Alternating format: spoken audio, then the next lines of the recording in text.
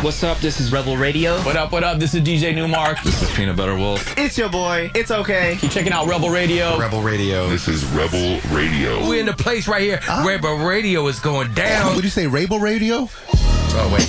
Let's do it again. Rebel Radio.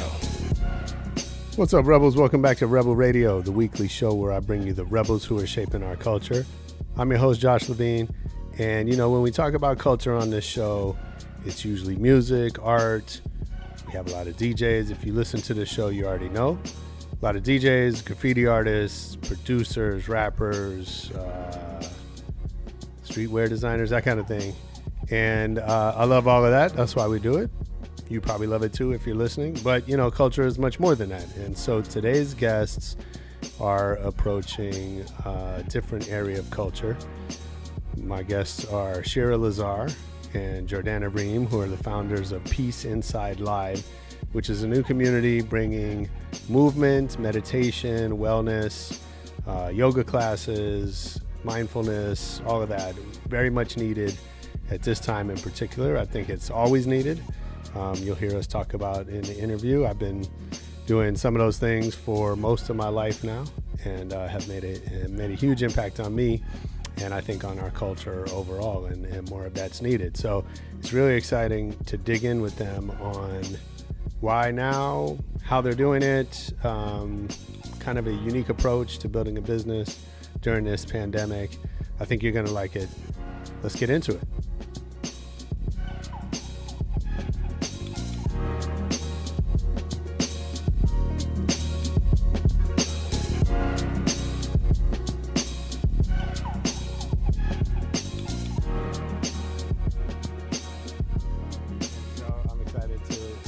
And what you're up to.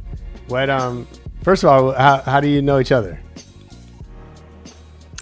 Are we starting already? Is this starting? Yeah, we just go and then I do all the intros later. I was like, and do you stuff. just want to know? Like, okay. Do you want to go, Jordana? Yeah, so we've known each other for about a little over 15 years. Oh, wow. We met when we were both working on the same music magazine. It was like women's lifestyle and music. Back in the zine days. Which magazine? I mean, Planet Verge. You wouldn't know it because it was such an underground, like community kind of magazine. Yeah. It was an e-zine. And it, and I wasn't even, I think I was 21 or so. And for me, I reached out. I don't even know how I found Joelle, who started this, but I loved it because it was all women. And it was a music magazine by women for, and, you know, very catered for women. I thought that was so awesome. And I was looking for a news outlet or something to get credentials to go on the carpet because I was building my reel and building all my work. And so I got in touch with this chick that started this, and she's like, yeah, sure, you can be our West Coast contributor. So, you know, but remember, this is like an underground kind of passion project. For sure. And like, we're all just like, 20 and now that seems weird because when people at 20 are like running their own business at this point, but then we didn't have social media, so it's like imagine when you're 15 and doing something that's like similar. They're running their own like businesses 13. but they're still living at home. Yeah, perhaps. But anyway, so it got me my credentials for the red carpet. And that's how I got a lot of my interviews for my reel that got me started. But she was the East Coast contributor. I was the West Coast contributor, and we'd be on emails together. And then she moved to LA and we just connected there. And I invited her to my birthday, all this stuff. And we had similar communities. And then she could tell her background after that. I mean, we had similar communities because I moved to LA, you know, after living in New York City my whole life, New York and New Jersey. And I only knew 2 people in Los Angeles. And so I met a lot of my friends, my first friends in LA at Shira's birthday party. I barely talked to Shira at her own birthday party, but I made friends that I still have today. So the lesson is if you only know 2 people, make sure one of them is Shira Lazar. I mean, I'm just saying, I'm a good friend to have. Absolutely. Mean, like, a degree separated from a lot of people, but yeah. And then after that, you know, she was in advertising and she could tell her story, but she then out of nowhere, I was noticing her, she was posting pictures and all these things from like Nepal and the Himalayas. And like, she was just, it was obvious she was having a what I considered at the time her eat, pray, love moment. Right. And so I was like, wow. Advertising chick doing in the Himalayas. I was That's so like, funny. yes, I want some of this. And I was going through my own personal growth journey. And then I was like, man, I haven't talked to Jordana forever, but like, I love what she's doing. I'm just going to like hit her up and let her know. So here and there, I would like or comment on a post, and then I would message her. And then one day she posted these amazing pictures. And she also announced that she was starting this 180 retreats company, which was all about these retreats, going to these incredible places, including specifically the Himalayas. And I was like, what is going on? Like, what is going on with your life? Where are you? How can I be part of this? And she's like, well, it just so happens that I'm announcing a trip like next week to Everest Base Camp. And I'm like, okay. I didn't even research. That's the thing. I didn't even research anything. I was just like, yeah, I'm going to do it. It's next year. I put a deposit down. And then basically through that experience and through going to Everest Base Camp together in a 10-day trek where our physical and mental selves were just like pushed to their limits. Yeah. We became very close and then started co-creating around like bringing both of our work together through social media and all that. And then here we are. Amazing. Is it a good idea to go to Mount Everest without researching it? Is that recommended? I would say this. Shira at least knew me for 15 or 16 years. I trusted her. Sure. And that's the best. That's it, right? If you are going with someone you trust, like I have the best resources in Nepal, in the Himalayas. And so she didn't know that at the time, but she probably trusted that, this is a woman that she's known for a long time. I was an executive producer in advertising, and I left all of it to go into the Himalayas. I must be doing something right, and it's probably pretty safe. Although I must say, Josh, a week before this all went down, I did start freaking out. And Jordana knows this a week before. And I've been told that this happens. This is pretty normal, actually, because you are about to venture into something that is so unhumanly, is that a word? Like, it's not human to go to these places. Right. And you do hear these stories. Unfathomable. Yeah. And yeah, that's a better word. But yeah, I did get to that place where a week before, what I did is, and you might know this, Jordana, but I searched hashtag Everest Base Camp on Instagram. And I was with my boyfriend at the time. And it's like late one night, and all I see is these things like blood, sweat, and tears later. Literally, we made it. It is the hardest thing I've ever done in my life. And like, hardest thing, most challenging. I've been through a lot, but this might take the cake. And I was like, I turned around to Bart at the time. I'm like, I don't think I know I'm ready for this. Like, I had not done any physical. And Jordana, to be fair, had prep. She had a mental preparation for us, physical, all the stuff she had shared. Did I necessarily follow all of it? That's my own problem. Sure. Right? She had prepared all these things. She had materials. We were supposed to follow this curriculum that I didn't necessarily decide to do. And so I decided, like, maybe a few weeks before, I start working out a bit more, this, that. I go to REI. I don't even know. Like, I'm just like getting ready, because the most I've done is like Runyon Canyon here in Los Angeles. And so it's basically the same thing. I literally freaked the F out to the point where I got myself sick right before. I was so freaked out. I started having daydreams of things happening, the worst case scenario. And I thought I was walking myself into my death. Like, literally, I was like, am I just accepting my death? Like, it was like I was coming face to face with that. And then I talked to someone who had done Everest Base Camp a bunch of times, and even I think I don't know if he's attempted Everest, but he's a mountaineer. Like, this guy's legit. He was like, what you're experiencing is normal. Like, your body is telling you do not go, because this isn't a normal thing to do. Right. But you need to know it's normal to feel this way. And like, you're going to be tricking yourself into thinking you should cancel. Like, it was like all those things. And I got really sick. I got the flu right before. This is before COVID. So I was flying to China. Wow. And I flew with a mask, and I was, it was hard. Jordana barely thought I would make it going to the trip, but it was like by the second I got through my Z-Pack or something like that. Wow. And then I started the trip. Yeah. Long story short. So, what, Jordana? I was just going to say, I mean, it is a big thing. And so that's why, I prepare people, but it's, transformation is not easy, right? And Yeah. Everest is the, pun intended, the summit of that, right? It's like the peak of transformation for your body, for your mind, and then like, the connection between the mind and the body. Can I actually do this? Like, I don't know about my body, and can my mind actually go through day after day of this hiking, traveling 20 hours across the world, to a third world country? Is this really going to be okay? So the question for both of you, how does it change you? How are you different when you're back from before you went? Yeah. Jordana, you share, because Jordana's also been there in the Himalayas more than once. Sure. Yeah. So for me, it's I've been a few times. Every time that I've gone, I've led incredible retreats to just some of the most beautiful sacred places in the world, and then I come back to Santa Monica, California, and I live, in like the Ocean Park neighborhood, where it's just sidewalks and beautiful gardens and beautiful houses, and I walk down that street, and it's such an interesting. Looking at that versus, wow, Nepal, and they're both beautiful.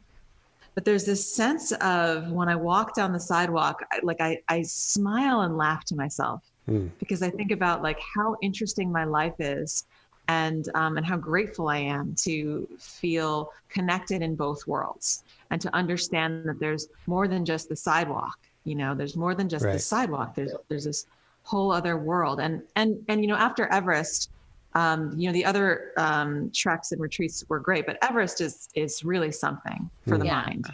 And so to walk down the street in Santa Monica and to think, I made it to Everest Base Camp, 18,000 feet. That is, amazing. It's just like, you feel like, okay, I can pretty much do anything. If I can do that, I can do anything. What is it? What do I think I can't do?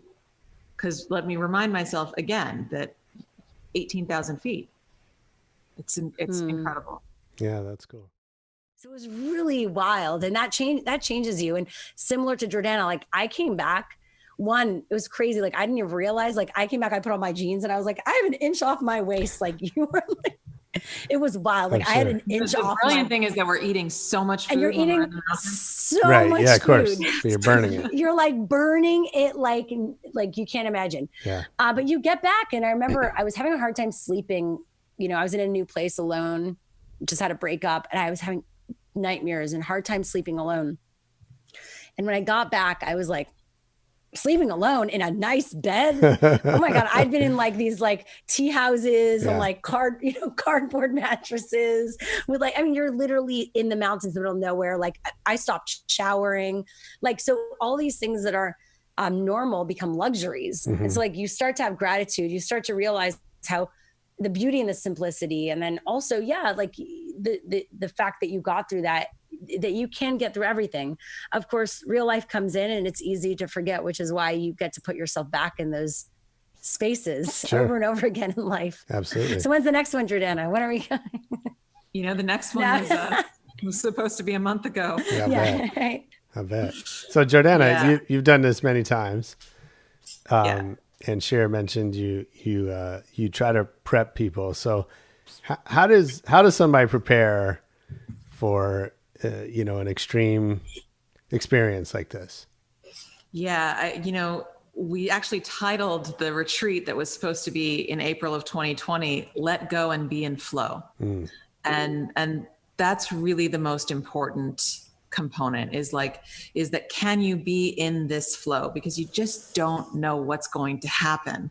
That's what the mountains teaches us, is that it might be warm at one moment and then all of a sudden it starts to rain and you have to take your pack off, put your poncho on, and then it gets cold and you have to bundle up, and then you get hot, and then the weather is changing, right? Or the path is blocked off and you have to go the path that the yaks go instead of the path that the people go. Right. And that's just it's gonna take an extra hour and a half on a 6-hour day, and you have to be in flow with that. Okay, I'm here. breathing, I'm alive, I'm moving through this. So really the most important thing is that, and to do that, you have to be in a state of calm, a state of relaxation. And so one of the preparatory tools that I give people is the breath. How can we work with our breath not only to increase lung capacity and to create some athletic performance, we can do that with our breath, but also to calm us down, to bring us to a state of the vibrations and thoughts going on in the mind, circling, I can't do this, I'm going to die, I'm walking to my death, letting that just like, okay, that's not real, right? Those are just thoughts, and they're changing, and that's not a reality that's gonna. It's your monkey brain, your survival brain. Would you say that, Jordana? Yeah. I mean, I think that's great, and I think about what we're going through globally right now, and I mean, I have compassion for whatever anybody is experiencing, right? At the same time, I also feel like, some of the anxiety, and myself included, and the fear that we have is a result of life in a lot of cases being too easy on a daily basis. And that we have all these modern conveniences and all this, services and pampering at our fingertips. And then when shit gets tough, like, we don't know how to handle it. Jack Cornfield, he says, we live in a comfort culture. That if it's a little too hot, we turn up the AC. It's a little too cold, we turn on the heater. It's like we can't just be with even the weather as it is. We've got to, adjust it and have the modern luxuries to do that. And that's something that I'm so grateful to have asked for that lesson in my own life. And in one, leaving a very comfortable job where I made a lot of money and had security for, the rest of my career, to live in a question. And that question led me to even more, discomfort, which is, okay, let's go to the Himalayas. Okay, let's go to the Himalayas. Let's lead a group, and to trust my own inner resources and the practices of yoga, of meditation, well-being, to get me through that, and to be able to also help lead others through that. And that's, for me, it's a passion, it's a purpose. And so this time is not, it's not that this time isn't challenging for me, but I'm able to see that, things were never certain. Sure. I mean, that's the thing to me is like, it's very popular to talk about this as a time of uncertainty, and it is. And then, I think, well, every day is uncertainty. Yeah, that's the thing and it's all a facade. I feel like this idea that, we had all the certainty and all the stuff that we could control. It was like, really? Yeah. Like, maybe you created that idea for yourself because that sounds good and it makes you feel better. But like, in the end, nothing is certain. There's nothing we can't really control. Now we're seeing it right in front of us. Like, maybe it was like a bit at a distance. Yeah. And now it's like, it's full force in front of our face. We can't avoid it. I mean, then that's the difference. And then 100%. Also, let's also be clear, like a lot of people, a lot of people who are not as privileged have been dealing with this fight their entire lives. Absolutely. You know what I mean? So this uncertainty, which is why they, they're looking at, and I'm not going to say get political, but like a lot of the people fighting this, whether it be like privileged people or Trump supporters. You can get political if you want. We don't but like, you know what I mean? Like, it's like, oh, wow, you feel persecuted. Like the fact that some of them are holding up like Nazi Germany signs, like as if this is a genocide. Come on. Like, it's a genocide not to you. It's a genocide to the people that continue to be persecuted actually against the communities that don't have access to healthcare and like equal rights. Like, so let's be clear. There's so many issues in our world right now. And if anything, we have a beautiful opportunity to finally see them and confront them and say, wow, we fucked up. Yeah, we could be better. Instead, we're saying, fuck this shit. I don't want to deal with this. Can we just go back to the way it was? And it's like, no, we're actually being a gift to like relearn and think and process. And like, it's uncomfortable. And I think, that's what the intensity is so big. Yeah. Right? It's so big. Right. And many of us I don't want to do this. I'd like just, they want to run from it. And it's the same thing that we learn in these uncomfortable situations, that like be with it, right? Because that's the opportunity to change. That's the opportunity to change personally from the inside out, and collectively. What can we do better together? Yeah, I love that. And I didn't want to make this too philosophical. I mean, it's kind of hard not to when you're talking to two people that care about going deep, and like we started something called Peace Inside Live, and Jordana's a facilitator and a sound healer and freaking and well, you know me, I'm eccentric, as you know, but yes, we do, and curious. That's why we love you. So what did you expect, Josh? No, this is great. It's everything I'd hoped for, but I think, I love what you guys are talking about, because I think it cuts really to, this moment that we're having as a global society is exposing to us, if we're willing to pay attention to it, so much about ourselves. Right. And I think, you said, the idea of when we're going to get back to normal, like I'm having fights with people, not fights. I'm having fun discussions with people on Facebook about like, there's no such thing as getting back to normal. Every day is normal. That there's only today, and, and you getting back to some ideal. First of all, just the idea of getting back. I should leave that alone, right? Yeah, just leave that. It's like being attached to this thing that worked for you, but that's not the reality of where we're at now. We don't know what the next reality is. So just But this kind of like, we're in danger. The truth is, we're in some amount of danger every single day, every moment of our lives, whether it's danger of heart attack or a meteor falling out of the sky or whatever it is, right? And but we're so attached to this illusion of security. Yeah. Right. And so, people are afraid to fly, but they're not afraid to drive, even though driving is more dangerous than flying, right? But it doesn't feel as dangerous. And so we're so attached to these feelings. And so, I appreciate the work you guys are doing, and I want to talk about Peace Inside Live. But I think that work is so meaningful, because the more we can free ourselves from those attachments to things that aren't real, the more we can actually have a life. Yeah. The more that, exactly, so beautifully said, Josh. It's the more that we can free ourselves from, we're creating this reality in our minds that it's safer to drive in a car than to fly in a plane. It's like seeing the red signs and painting it green. Right. That's right. It's like, it looks right to me, and it's like, no, you just painted that stop sign green. Right. For sure. And we're doing that to protect this, like what makes us feel good, because we just want to feel good. We just want to be comfortable. Again, turning the AC up, turning the heat on, adjusting our temperature. So it's just I'm just like this. It's fine here. That's right.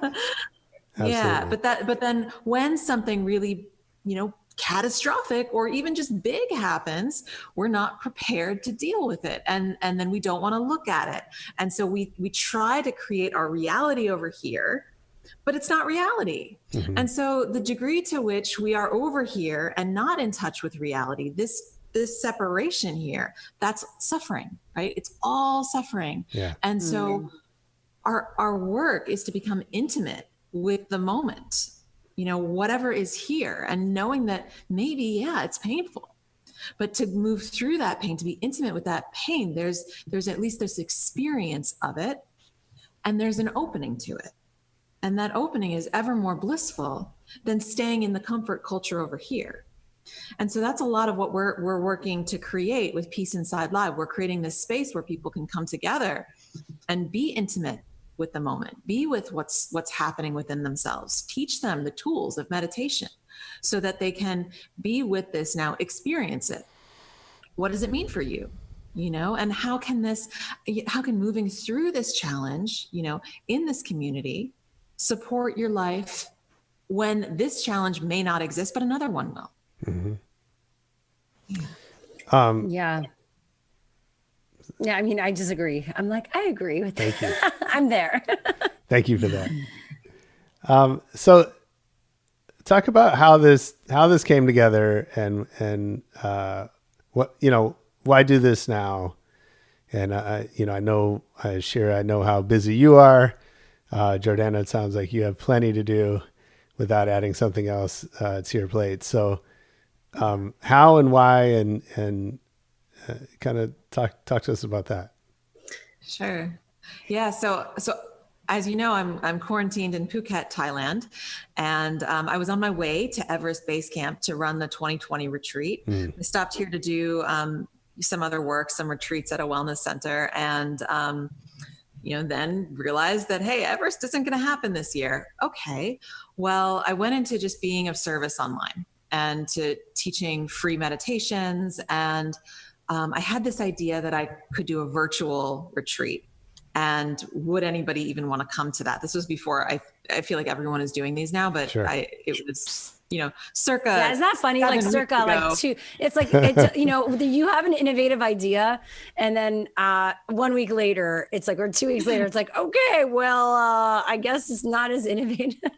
Yeah. Sometimes it was, and people wanted it. Yeah. And we ended up putting it together. I mean, I put it together within about 5 days, and with just 5 days notice, we had so many people say yes, and they all paid. And they paid a pretty good amount to be part of this, 30 people. And I thought, and it was such a beautiful and inspiring, people raising their hands, and then the day and the connection that we had throughout the day of, going about our days and then coming back to the group. I call it Sangha. I borrow that word from the Buddhists, and it just means community of people on the path. So I say we're a community of people on the path to knowing ourselves at a deeper level, and holding that space for each other to unfold. And it was so beautiful. I said, I want to do this every day.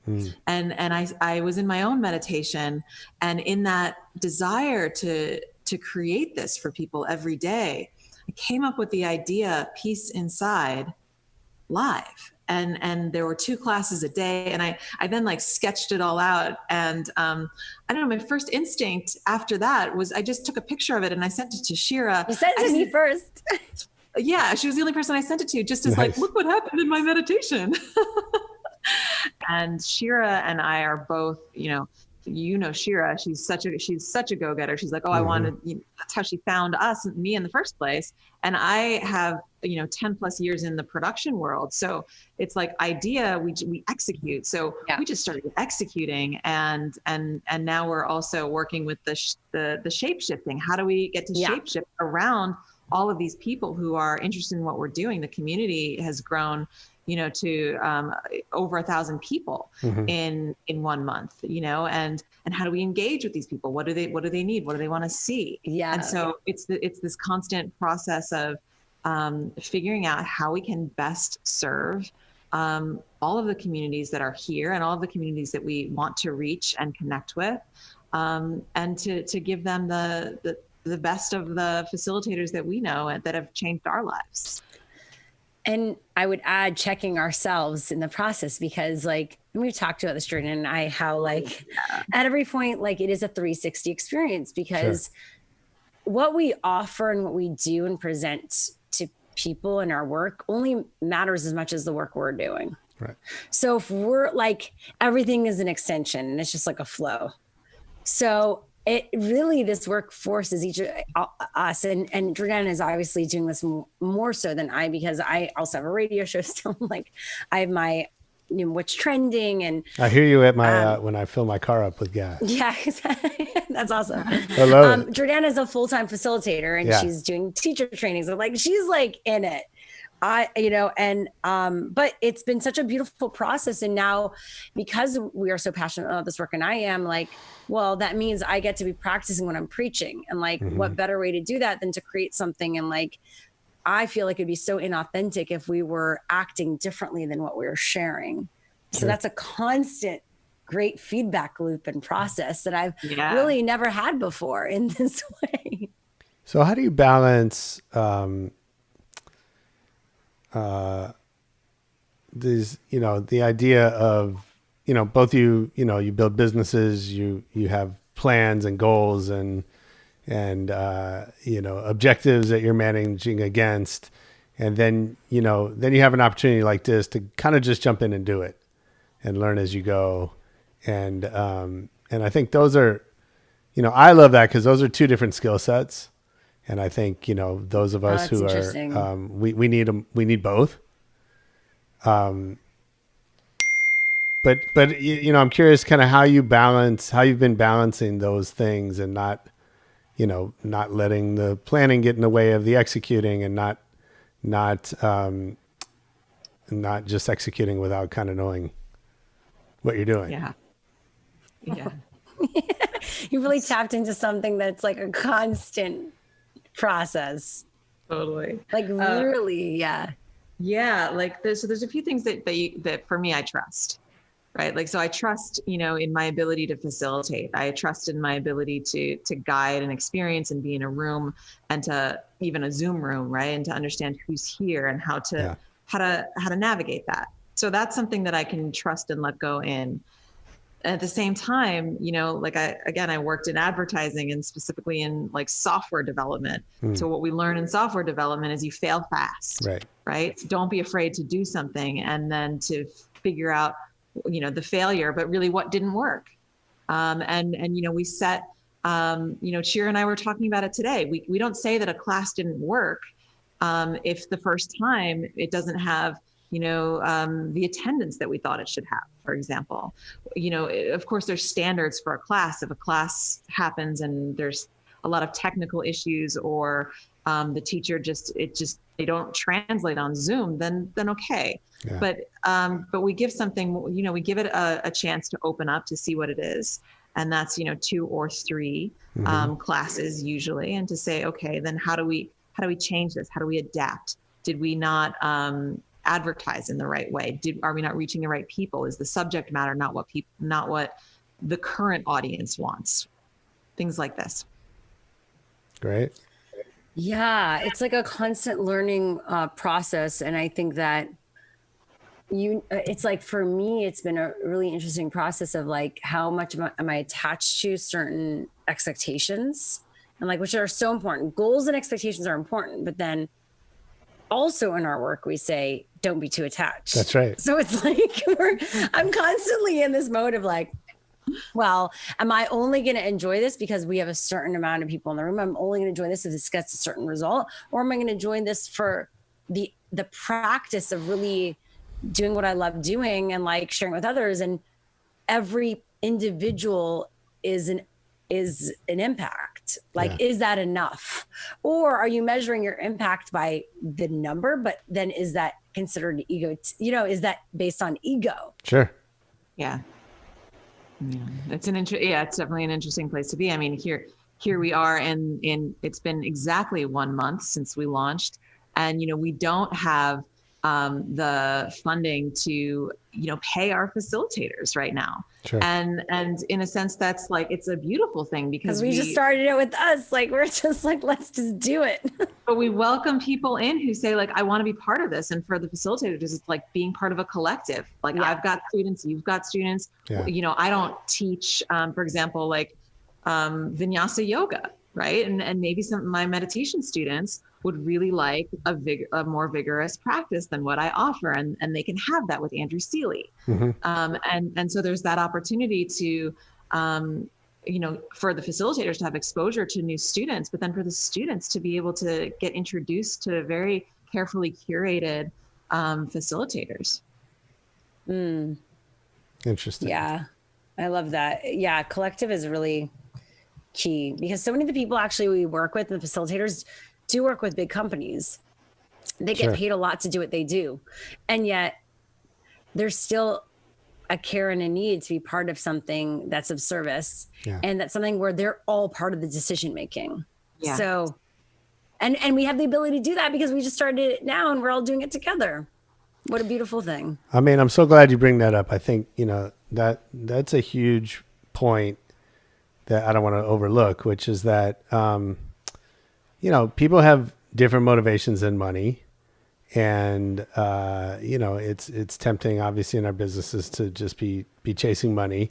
But I've found the same thing, that sometimes when you give the opportunity to make a contribution, people are grateful for it, right? That they it's not always about, well, how much am I getting paid? And they're not always expecting that, but it's often the reverse. They're often thankful for having had the opportunity to help. But we're also, Josh, like very transparent. So like our on demand, we even tell everyone, hey, it's 50-50 with the facilitators. Like put in the facilitator's name, because then we give 50% of this donation to them.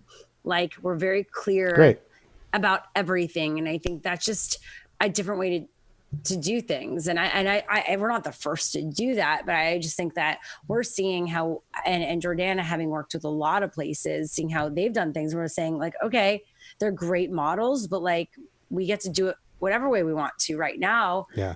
And in a way that it serves community, serves transparency, serves communication, serves everything we're doing. And it's a balance, because there's a lot of free experts out there right now. Sure. And that's wonderful, but it also, it devalues the expertise, and the people who show up don't put as much value into it. And so that's something that we're figuring out. So for example, we do something called mindful meetings where we this is something we're just launching right now. This is a big deal. Nice. Tell me about mindful meetings. Mindful meetings. So we go into a meeting, and it's either we help them to set up the Zoom room with a sense of focus and where they're focusing with a mindfulness meditation that's specifically catered to that organization.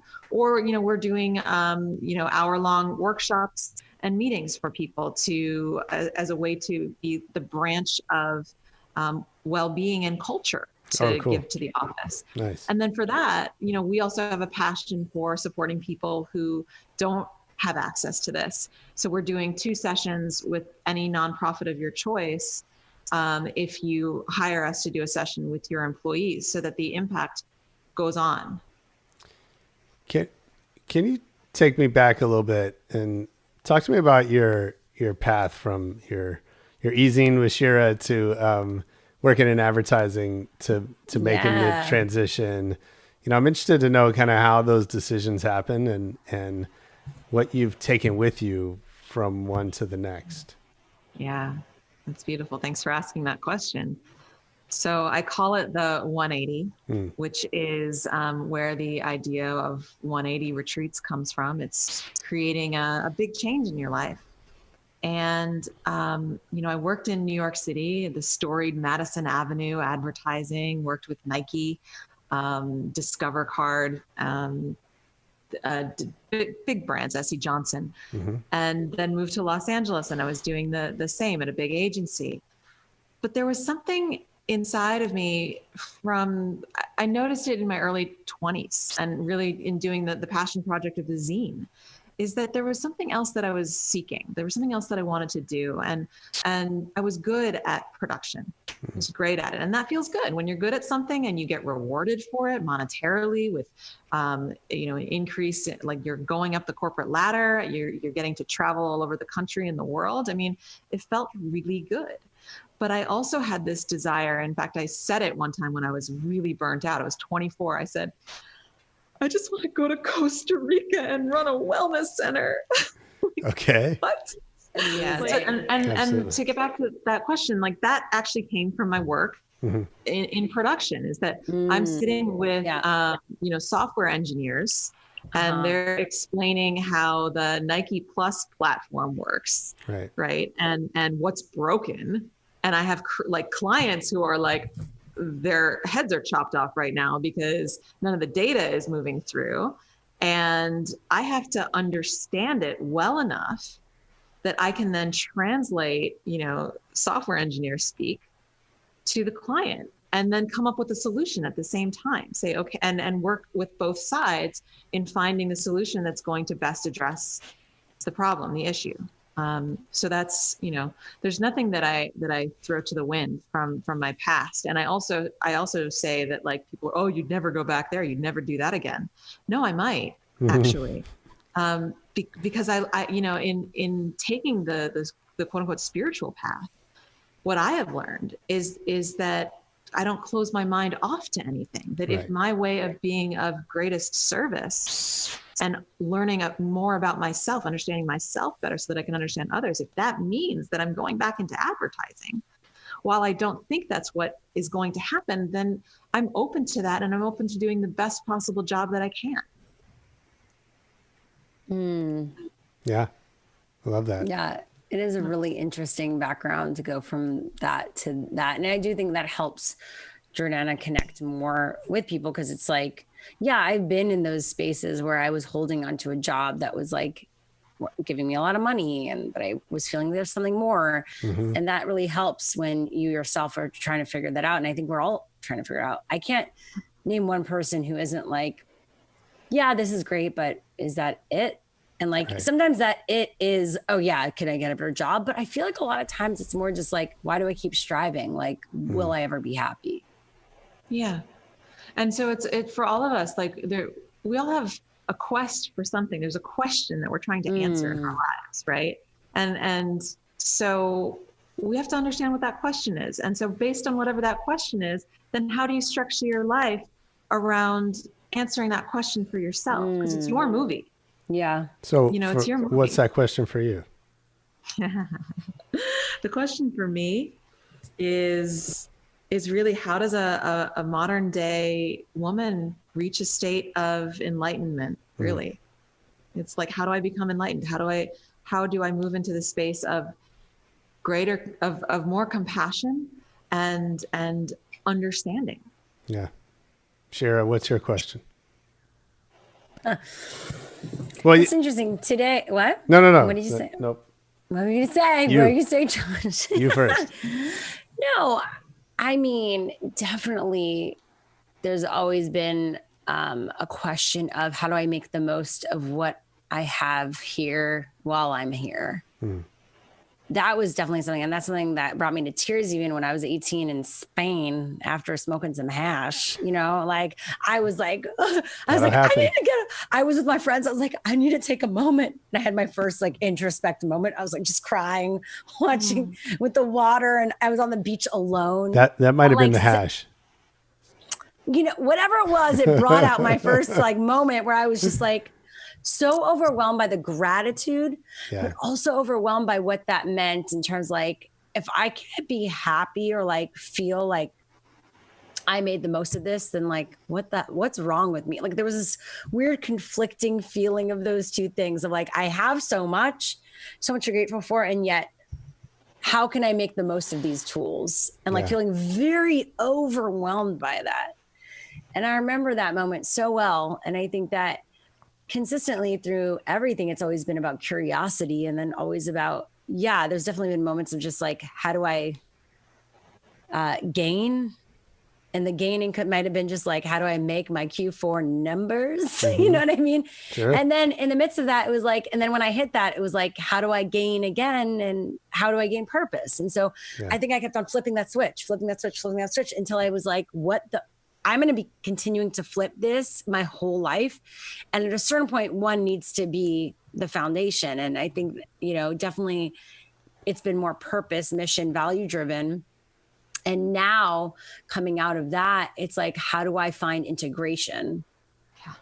And like, I mean, I don't know if that's so extreme. I think, again, life throws challenges at us every single day. Yeah, of course. And we can choose to either be mired in those or to appreciate them for what they show us. Or even have our tools and our process that we go through to realize like, I'm feeling frustrated. I feel that. It doesn't mean like diminishing those feelings or deleting them. It's saying like, there is a process I go through to allow it to happen, to sit in it. Like, how can I be the calm in the storm? And we've always said this, but like, I feel like, I had my therapy session earlier today. And I said to her, I would just love to escape to Hawaii, or I just need 1 week off. I'm feeling burnt out. I just want 1 week off. Can we just, and she goes, yeah, that'd be great. But what if you can't get that week off? So what, yeah, you feel peaceful in all these places and spaces, but like, what if the challenge here and the gift here is to bring that to these spaces that are challenging for you and that you typically want to escape?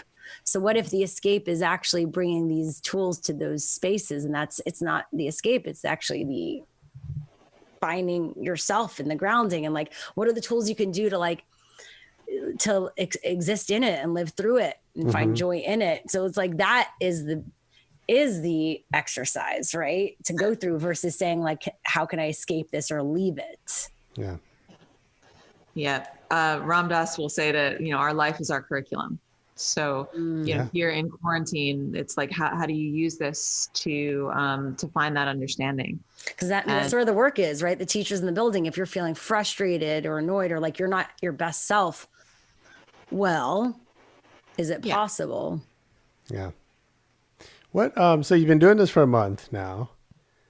What have the big surprises been? I would say number one is how much work it is. It's like, I don't know, what was I expecting? It's like you start a company and it's like, we always forget. Well, yeah, you also think you're like, this is a community thing, which it is, but there's still like organizational leadership. There still needs to be some people figuring stuff out and doing stuff. And yeah, it is a lot of work. And also this feeling like it's never enough. Like there is a feeling these days I've been feeling like it's never enough. Like every day, like I could be doing more. And then you once again need to bring kindness and compassion to yourself. Yeah. And just because we are in a space of mindfulness doesn't mean we still hurt and don't feel, and like we might not mess up or do something that isn't mindful. And then we check ourselves, which is what I mentioned. Sure. Surprises also like how many facilitators we look at are like, you would never do, like, you're huge, you're so big, like you, and they are like, I want to do this. Let's do it. Like there's so many amazing, talented, gifted facilitators that are working with some of the top spots. And they're like, yeah. I mean, the woman who trained me in yoga in 2008, she just started on our platform. So this is a woman who's a master teacher trainer. Nice. Who's on our platform. So we have the best, some of the best. Yeah. I mean, I think that's big. I think we talk on this show, we talk a lot about, entrepreneurship and how important it is to ask for things, right? To speak up, and that holds a lot of people back because, whatever, But to me, the big insight is not that you have to be bold and ask, but it's that oftentimes people appreciate being asked. But I would also add, Josh, because like I get asked to be part of so many things, like in terms of like, hey, would you, and like things that not just about being part of like participating, but like put your effort. Yeah, sure. Like this is going to be a lot of work. And we can only put our time into so many things. And I think this, like everything that I've done, you go in it and you're like, wow, this is harder than I thought, or this is gonna be a lot of work. But what allows us to push through whatever challenges is that we believe in the purpose. And that's why it goes back to like mission driven, purpose driven, value. Like I'm excited to share this because I believe in it. And I'm like, I love this work. And so it's easy to share that with people versus like how many times you get hired by a company, like connect me to your influencers and the people and then like they'll pay me, but still like if I don't believe in it, or if I don't feel like it's connected to my value system, I feel like there's a lack of integrity in sharing that with people. And so I'm willing to make bold moves with something like this most of the time. I mean, all the time, because I'm like, what do I have to lose? These are things that I like love doing and that I'll be integrating in my life all the time, whether this is around or not. So there's no like if, ands, buts about it, or like debates around the importance of these things. And if you do think it's a debate, or you're not sure about it, or you're like, this doesn't jive with you, then that's just not your thing. And I respect that. So it's just been a completely different process of like sharing or pitching or outreach. And like, and Jordana knows this, like and because she's also done a lot of brand work, but I was working with so many brands on influencer stuff and marketing with what's trending. And that was getting like very draining because I was like, do I really give a shit? Like, do I really care to like have another social media post about like a random product that like, or even though, to be honest, even the agency or that person is just being hired to pitch that. Like we're all kind of being hired to sell this thing, and it feels like very much work oriented and transactional. And now it's like I get to pitch those brands an ability to work with us or with their teams around bringing mindfulness to people, their own teams or their consumers. And I'm like, I would totally like pitch the hell out of this because it's something that I believe like it's a never ending cycle of a need. You know what I mean? It's not like a like, you know, it's a trend, quote unquote. Yeah, like I get finally mindfulness and Sure. all this stuff is being seen and heard. Great. But like, does it ever end? I hope not. Like, why would that ever end? Yeah. And I think that, and it's what's so beautiful is there are a lot of other people in this space and a lot of other platforms that are popping up. And I say great because it means that there's more need, right? There's more demand. And I think that the number of consumers looking for mindfulness or meditation programs, looking for peace of mind, I hope that number becomes 100% of this world. And how can we help? How can we support in 100% of this world looking for these resources? And then how can we support? How can we all, band together to support in that? Yeah. And I think we're in a time of co-creation and collaboration, and to think that it's about competition is just not seeing why, you're losing the purpose of why you're doing it. And so we all need to check ourselves in that when you're like, oh, there's this, that. And it's important to be aware, but like, that's life. Everyone's doing everything. And like, once again, you can't look at it like that, including that'd be so hypocritical being in a space that is all about like, we're telling people like to not compare themselves to others because that doesn't create peace. Like that just creates suffering. Right. And that every individual is beautiful. We're all, we all each have something to offer because we're each a miracle and a gift. And so then to go back and say, but F that company or F this, like other people are doing this, then it would be like, wow, all right, you're obviously not practicing what you're preaching. It's all fake and inauthentic. Yeah. Yeah. How do you think about that as far as, business by nature is somewhat competitive. And at the same time, so how do you,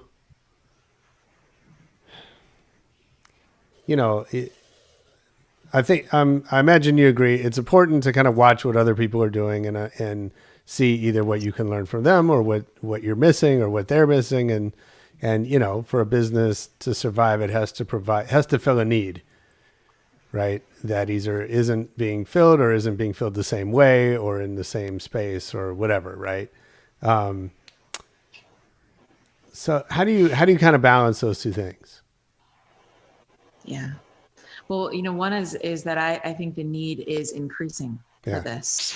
And especially in this kind of, work, we will relate to different people. And so I might not relate to a certain brand or even the teachers that they have there, but it's like, I'd rather go to that restaurant. That's where I feel more peaceful and at home. And great that we have like this entire row of restaurants that are open that can be catered to the individual needs based on, it's really all based on story. It's like, it's what's the story that I'm relating to and that I want to become a part of. And I would even say, like, maybe if we didn't look at it, obviously there's transactions and things that need to happen for things to be supported in processes. And like, but I think right now it's like, it's community first. And like, you can't build anything without care and community. Right.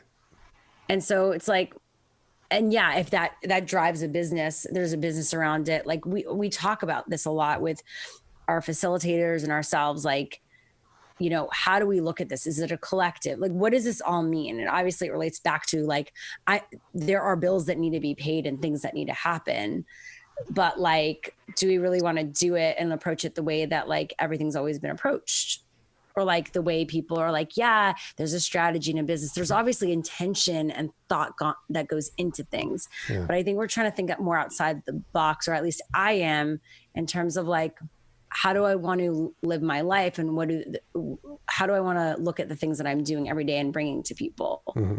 And if that appears as a business, great. It might end up existing as something else. Like, we're allowing it to kind of flourish the way it needs to flourish, and obviously taking advantage of all our skills and expertise and our passions in that. Yeah. So we're bringing things to businesses, like this mindful meeting that we thought, because we were like, one of friend / advisor was like, those llamas going to meetings, like, like that, like, what if you just brought like mindfulness in that way, where you can just do like a 10-minute in your meeting? So we're like, yeah, that'd be fun. And of course, we're thinking about how can we support our facilitators? How can we pay people? How can we make sure we can continue growing this, because we see the need? And that's where the business grows, not from us saying there's a business around this, we need to have this business. It's saying that we see a need, we see people that need to be supported, and we want to create a structure around that, and a sustainable structure around that. And I think that that's what this time really calls for. We're in this time where we see that old structures have not worked so well, and that we are actually all really truly connected. That the reason I didn't fly back to America when I was given the choice of, it's like, hey, if you don't leave now, you're going to get stuck for a while. Right. There was so much fear, but I thought to myself, like, when I really tapped in, I thought, okay, well, the chance of me contracting COVID-19, if I travel 50 hours, it's going to take me stop all around the world right now when everybody's rushing. High, very, very likely I could contract it. And then how many people am I going to spread that to? And the truth is that I'm pretty young and healthy, and that I'm going to be okay, but how's that going to impact others? And that's how we have to think. Yeah. That's how we have to think in our business and our lives. Like, that's the way, I think, that's how I'm going to answer my own question. And I think that we probably all have our questions, where an answer like that of how we can be with one another and connect and understand that we share this common humanity, it's going to help us to answer our own questions in this life. Interesting. And I'll add, even Josh, like, we could have so many strategies up the wazoo and plans, and like, does it really like then we might see something that doesn't work, and then it's like, oh, there goes all the month of planning. Right. Like, so we come into it with our intention, our value system, what we're wanting to build, and we're saying these are our options and plans that could work. And then guess what? We can only be so attached to those things. Absolutely. Yeah. If we think that this big, party that we're planning on the platform is going to bring, for example, we think that we're going to bring India and America together in these practices of well-being. We've partnered with a big wellness company in India, potentially some really huge media partners. Yeah. We think that's like this big and it very well may be, but maybe we got something wrong, we have big plans, and we're doing our best to move towards that. And we have ideas of how we want to connect people. And I think that if one thing doesn't work, we just keep going. We keep trying. And that's the nature of our own, resilience and the people that we surround ourselves with. Yeah. Shift gears for a minute. I started doing yoga and meditating in 1990. And that was the time when, people looked at you crazy. Like, there was no, I don't think there was even Yoga Works at the time.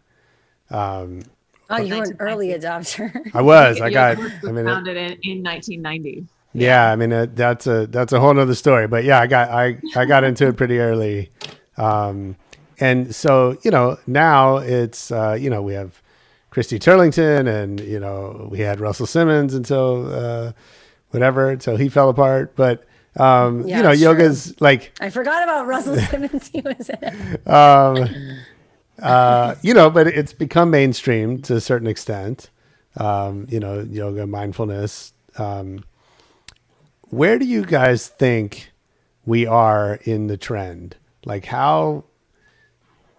what's it going to be 10, 20 years from now in terms of our relationship to these concepts as a as a society? I don't know. I mean, the hope is that people are awake and compassionate to themselves and others. I have a hope for that. I'm just wondering how, like, Yeah, you know, I think, you know, where we live, Shira, you know, certainly where you are, Jordana, Yeah, it my feels hope like is, it's everywhere. You know what? My but hope, it, but Josh, it's not. is that at least we're aware of the privilege and we make it more accessible to people that who need it and that don't think it's just a bunch of like, hipster Venice people that can do it. Right. Because what? Yeah, well, also like take a look, right, Josh? I mean, the point is quite clear. In 1990, it was crazy. Yeah. You know, and when I started yoga in 2005, yoga was yoga, and it was like, oh, this is something that I'm good at. You know, like I that's how I thought. I'm like, oh, I'm good at this. It's like a sport.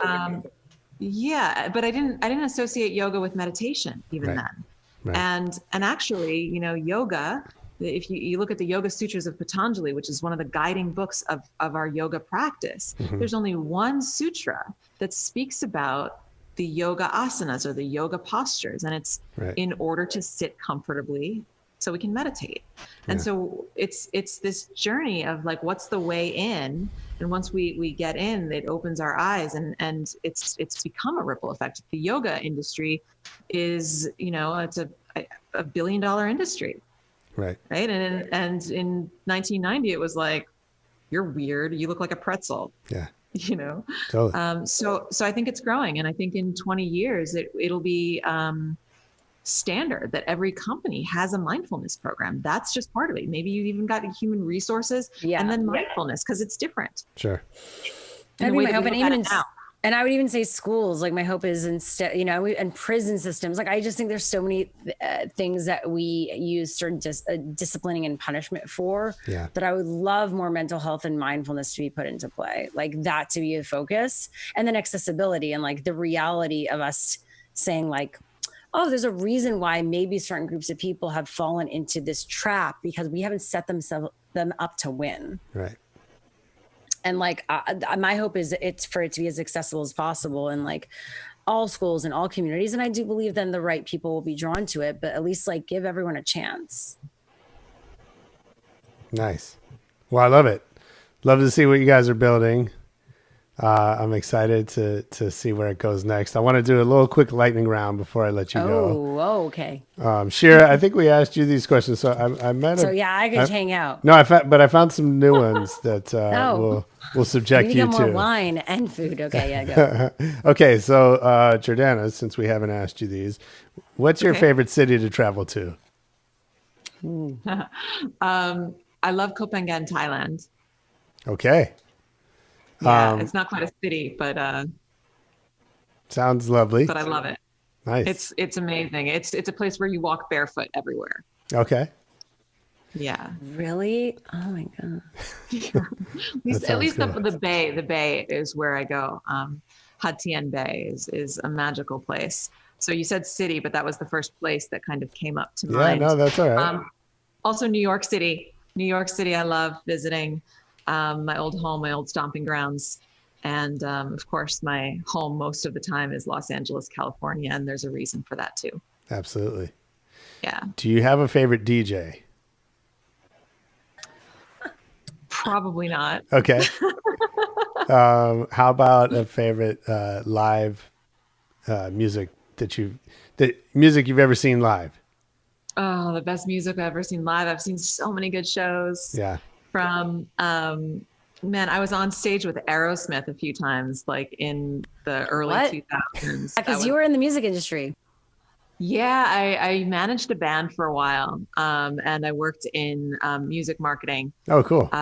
So I had some really good opportunities there. I love live music. That's like, I think my other dream career besides what I'm doing would be to be probably in A&R or new media at a record label. That's funny. That's what they used to call it back in the day, new media. Oh, yeah. They made the CD-ROMs. I've worked in music my whole career, and I don't like live music. That's a whole nother conversation. Wow. Oh my gosh. There's like nothing better for me, like live music and moving the body, yoga. I mean, it's like, it's heaven for me. All right. But yeah, I've seen so many shows. I've seen pretty much all the greats. in my day. I've met Graham Nash, which was an incredible experience from Crosby, Stills and Nash. Yeah. Death Cab for Cutie is one of my favorite bands. I saw them in the Hollywood Forever Cemetery, which was just that's cool. an epic show. Yeah. What's the last great book you read?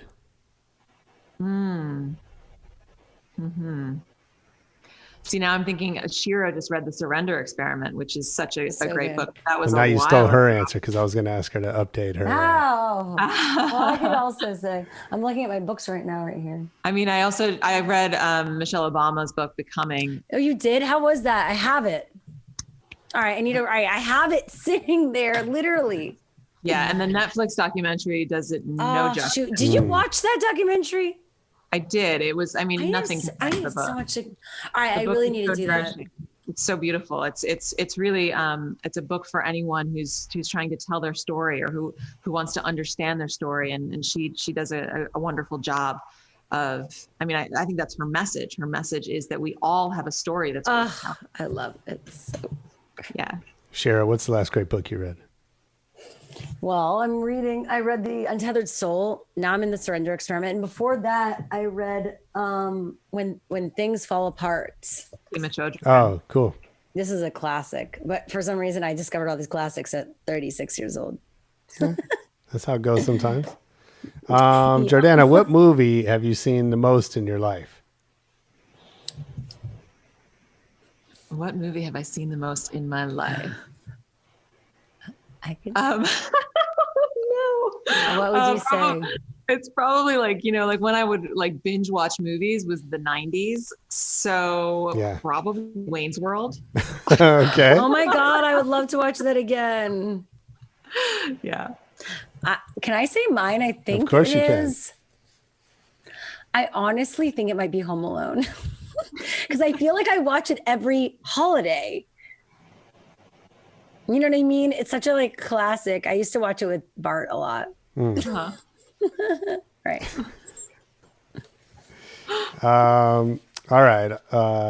If you could wake up tomorrow having gained any one quality or ability, what would it be? Okay, I love this. It's between two. For me, it would be either to be able to speak to be able to speak every language on the planet. That's so good. That's cool. To have conversation in any language on the planet. I have another one, but what is the other one? What's the other one? The other one would be to be able to pick up an instrument and be a virtuoso. Oh, that too. That I think I'm going to go those because I was thinking more about qualities like being able to be a better listener or something like being able to be so zen, totally chill where everything I do is just there and everyone's like, whoa, everything happens. She's just there. And which I know is possible for me if I see it, but there is that, that Zen vibe where it's you're you want to be a Zen master, guru, or Dalai Lama. I don't know if Dalai Lama is a good example, but where literally they sit there. Is a great example. But sitting there in silence and just by sitting there, you just can say everything. All right, yes. Shira, I have one for you. What? Are you so self-assured that sometimes it annoys other people? Am I what? Are you so self-assured that it sometimes annoys other people? I don't think it's self-assured. I think I get, and Jordana knows this, I get very instinctively stubborn with my thoughts where I'm I need to share this out. And I think this, or you'll say something, I'm but no, but there's really something in me that thinks something else and I need to share it right now. So that's I guess you could say people might think that's self-assured, or that they think that, I don't know what that is. That's just, I don't even know if it's confident. What do you think, Jordana? It's just, I think it's enthusiasm. Yeah. It could be a bit blind enthusiasm. Okay. Here's another one. Do your past failures still worry you? Sometimes I kind of get in the place of it doesn't, there's no point of focusing on them. But sometimes I do think I will go on in a rabbit hole depending on how I feel randomly. And I'll think, Yeah, I wonder what that would have been like if that had worked out. Ugh. But there's no point, really. Those are questions from the Scientology questionnaire. Are you that I kidding? borrowed. Shut that. No, they are. Are you kidding? Are you Scientologist? No. I found those online one time. I was researching questions. That's hilarious. Question. Yeah. Wow. Not all of them, just those last two. Okay, last one. Shira, I think you told me, but you can tell us again, and Jordana, you as well. If I worked for you, maybe let's say I worked at Peace Inside Live. What's something I would hear you say over and over? What's going on with the newsletter? Wait, did we actually confirm the newsletter for tomorrow? Like, that's like literally, no, but Jordana, actually, we need it. Oh, Yeah. Did we? I don't know. Like, it's always about the newsletter.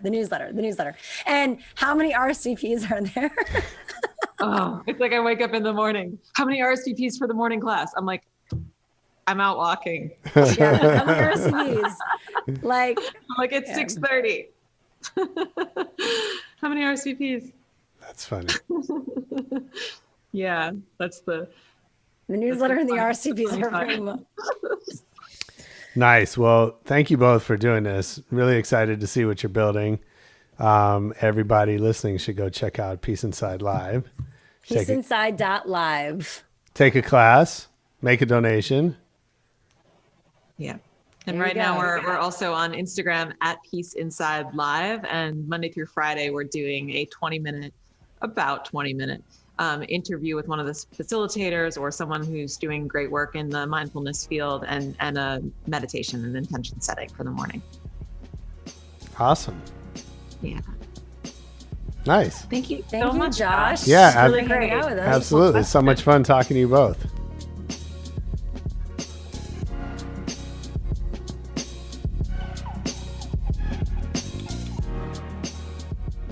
Hey, that was Shira Lazar and Jordana Reim of Peace Inside Live on Rebel Radio. I hope you enjoyed it. I know I did.